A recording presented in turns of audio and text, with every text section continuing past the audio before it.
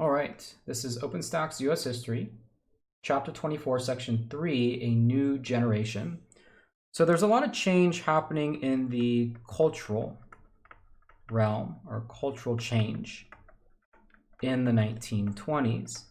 And a lot of this was tied to the disillusionment in World War I. World War I was incredibly deadly, incredibly destructive, and pretty much took what people understood about society and civilization and turned it on its head in a lot of ways. It really caused people to really rethink things like morality, and morality is more or less, how one should behave, right? Behave or act. And so there's a lot of different ways in which people, sort of changed this morality code following World War I and into the 1920s. One of the ways was sort of the roles that both men and women had in society. And coming out of World War I, you had the emergence of this, what they called the new woman, which was typified or stereotyped by the flapper. So the flapper was a stereotype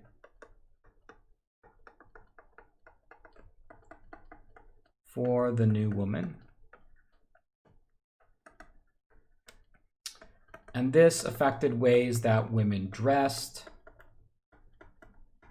how they acted, including things like sexual mores. There was typically more sexual freedom in the new culture of the 1920s.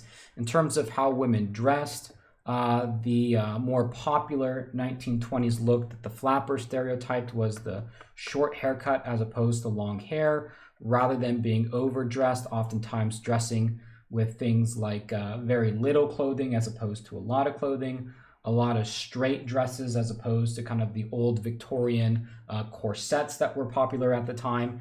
And also in terms of, how women acted, smoking cigarettes, drinking alcohol, maybe you could say acting more masculine, or what was traditionally thought of as masculine. And a lot of that had to do with the lines that were blurred during World War I. Recall that for women, a lot of women took up more masculine positions, especially in the economy. A lot of women were now more politically active when it came to voting. A lot of men, and especially those men who had masculine characteristics like bravery and courage, those were some of the men who died first in World War I. Men came back from the war physically disabled, unable to perform sort of the physical tasks that you would require men to perform. And so, the First World War really kind of shuffled and changed really how society thought men and women should act, how they should dress, and how they should behave. And it sort of,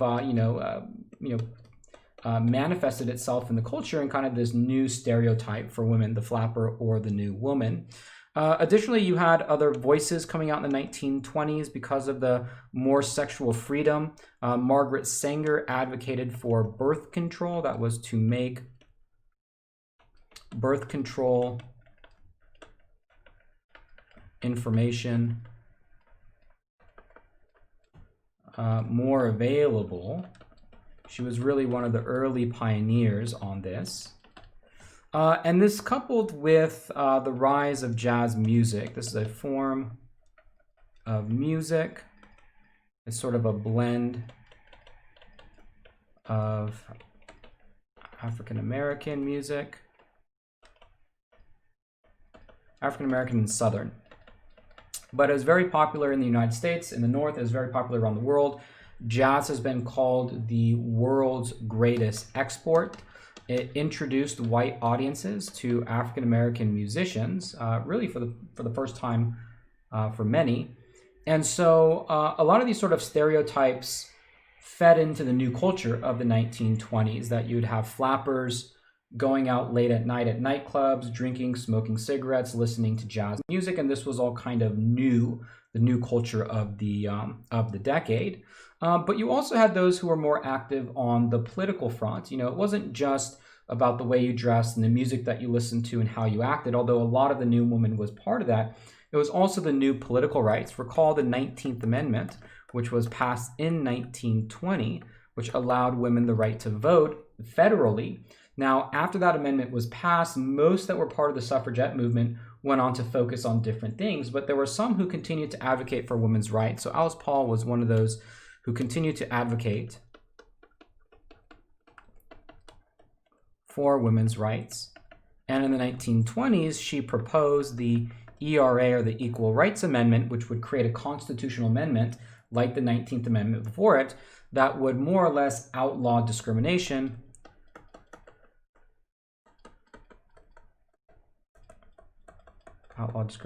based on sex, right, between men and women, add that to the Constitution. The ERA did not pass, right, did not pass. There wasn't enough support behind it, but again, there was a minority like Paul who continued to advocate for things like, expanding women's political rights. So that was one major change, and that was in the area of gender. And that wasn't just isolated to the United States. I mean, you had similar kind of cultural shifts and shakeups happening all around the world. More particular to the United States, though, was the emergence of new voices coming out of the African American community. Increasingly in the 1920s, this term, the new Negro or new Negro, came to define different attitudes expressed by African Americans.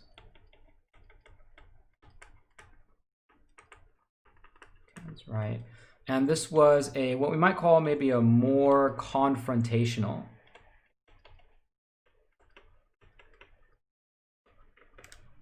voice or approach. And there were a lot of things that were happening at this time. In the 1920s, you're beginning to see the first generation of African Americans who were born out of slavery. So they hadn't quite experienced the same leap in political and social rights that their grandparents or parents experienced with the abolition of slavery. And a lot of them are moving to the north via the Great Migration, but still not finding equality there, right? That there's still discrimination. And it's kind of an unwillingness to put up with this discrimination. Maybe their parents are more willing to, given their experiences firsthand with slavery, but really speaking out much more confrontationally about it. And especially in Harlem, New York, you have an outpouring of culture, literature, and poetry expressing these new African-American voices. So the Harlem Renaissance is an outpouring of African-American culture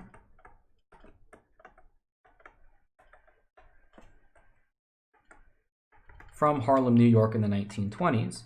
The most famous of these Harlem Renaissance writers is probably Langston Hughes, who contributed to that with a lot of poetry. Claude McKay, If We Must Die, might be kind of the best summary of what this movement is all about.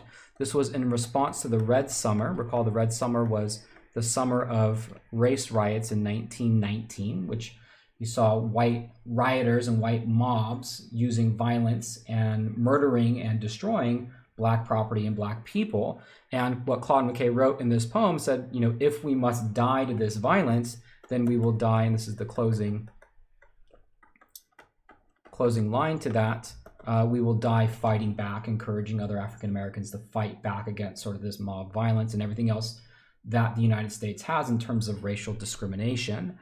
Other voices like W.E.B. Du Bois, who was the founder of the NAACP. This was a civil rights organization that was founded early in the 1900s, promote the idea of Negro nationalism. That is, Black Americans have a unique national identity. W.E.B. Du Bois talked about the double consciousness, and that is the conscious that Black Americans have. One is as an American and one is as a Black American. And so having this unique national identity different than the rest of mainstream American society was a way to instill a certain national pride. W.E.B. Du Bois and others were also promoters of Pan-Africanism. That is a shared experience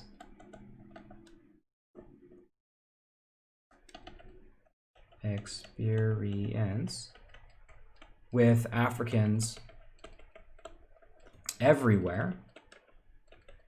So this is the idea that African Americans need to kind of team up or, find commonalities with Africans who live in Africa, with African Caribbeans in the Caribbean, or even in South America. So Pan-Africanism is the movement to bring all people of African descent, no matter whether you live in the U.S. or the Caribbean or Africa, and kind of bring them together under this one umbrella. But perhaps the most radical voice emerging in the 1920s was that of Marcus Garvey. So we might call him the most radical voice. And he promoted the Back to Africa movement, which essentially stated that the U.S. was beyond redemption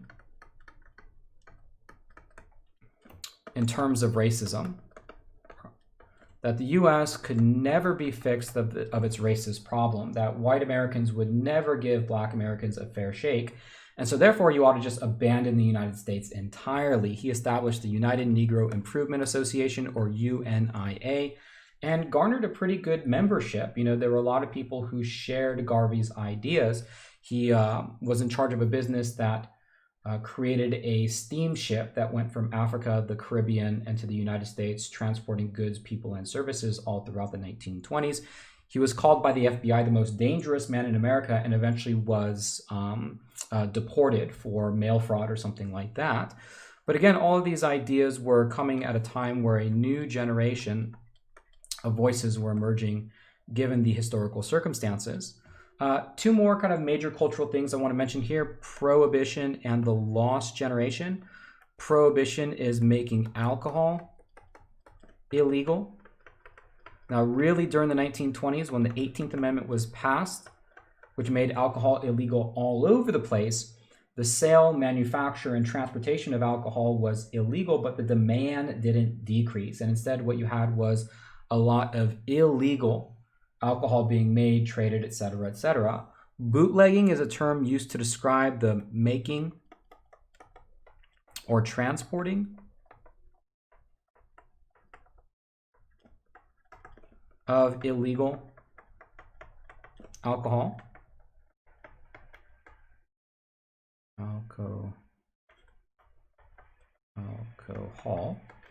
Speakeasies were places to consume illegal alcohol. So you could go to a speakeasy, which was kind of an underground area that would serve it, on the black market. And because alcohol was made illegal, this allowed for criminals, especially organized crime, to profit. Right? If you think about it, if you take, maybe we just do a quick supply and demand, right? You take the supply of alcohol. Wait, is that supply? That's supply. And then you take the demand of alcohol, right? So as the price, I think that's actually wrong. Let me not do this because I don't know what I'm doing. No, I could figure this out. Right, on the bottom, on here we have price, quantity. So when the price is low, people want to buy a lot, right? So that would be demand. When price is high, people don't want too much supply. Okay, got this figured out. Supply and demand, right? So you take the supply of alcohol. So this is the price point. If everything were legal, right, this would be essentially your price point. Let's say that alcohol costs $10 for whatever quantity that it is. Now, if you take the supply of it and you reduce it significantly so that people can't produce as much, you're going to raise the price of it. And that's essentially what happened, is that the price of alcohol now became a lot higher, even though demand stayed the same, because people are still consuming the same amount of alcohol. It's simply that you just can't make as much as you did previously. This would be a decrease in supply going that way. And so this allowed for organized crime to profit off of Prohibition. Al Capone was the most notorious. He was making roughly $100 million a year. Here's a picture of Al Capone. He was arrested and notoriously put in Alcatraz prison. He controlled the Chicago outfit. He controlled all the alcohol production in Chicago and made a lot of money off it. By 1933, Prohibition ends up being repealed. So it's only law of the land for 13 years. And that was because really law enforcement just couldn't really enforce the law, right? It was impossible to enforce the law. Lastly is a cultural movement called the Lost Generation. And these are the people who are really again, kind of lose all hope because of World War I. All right, lose all hope because of World War I. Many of them are expats, what they call, or expatriate. That is to live overseas. Many of them lived in Europe. The most famous of these authors are F. Scott Fitzgerald and Ernest Hemingway. This is a picture of Ernest Hemingway here.